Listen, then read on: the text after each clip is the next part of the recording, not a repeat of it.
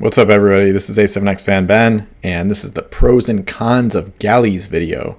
So this is to continue the pros and cons series, and Galleys were a specific request in 2023, so I wanted to make sure I covered it at some point. So Galleys are really gorgeous. I guess that's one of the pros, is the Barbary Corsairs look really great, and some of the Galleys, even in the later sets, look really good as well. So overall, Galleys are kind of an interesting keyword. So I do have a keyword video in the playlist that I'll link to as well if you want to look at that in extreme specific detail.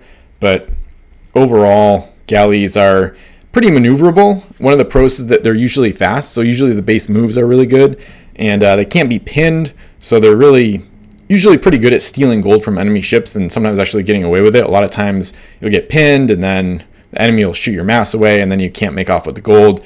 Galleys, although they might take damage, if you can get away with it, at least they can't be pinned, so you can move away at least. They're really maneuverable between the good base moves and then the fact that they've got the stern turn at the end as a final movement segment makes them really maneuverable as well. A lot of Galleys have a lot of S segments. A lot of them are like 2 S's or 3 S's or S plus L. There's very few Galleys that only have a base move of L or S. So, and they can row at S while derelict, as you would expect, because they've got the oars, and they have good lines of fire on the port broadside.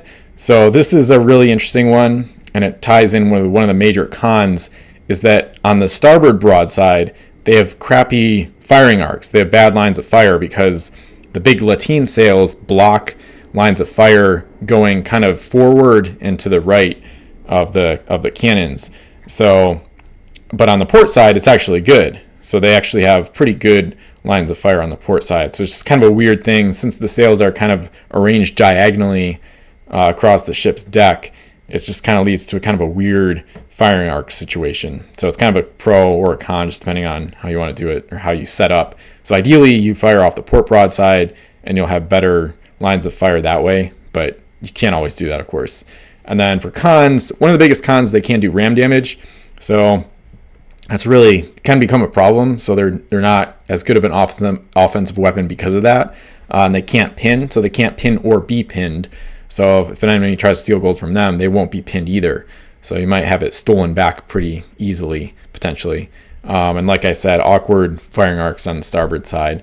So that's what I would say are the main pros and cons of Galleys. They range in mass count from 1 to 4. So that sometimes there's some of the smaller ships. A lot of them are really good gold runners. And a lot of them are actually pretty good hybrids too. So the Corsairs are often slept on because they're not super good at combat, but they're okay. And but they're one of the best gold running factions, and generally the best miner faction because of that gold running prowess. So I would say Galleys are pretty good keyword. They're just kind of limited offensively. They're better at stealing gold than just going hard after enemies, and they're not as good in like hardcore combat. So question of the day is, how much do you like this ship type? Do you like it, and do you think Galleys are worth using? And feel free to check out the description below for some affiliate links. Those will help out the channel. They help out the Pirates of Ben website, and indirectly they help out the game as well and all my efforts with it. So feel free to check that stuff out. I'm also going to include one to the Barbary Coast set because that's where a lot of the Galleys came from.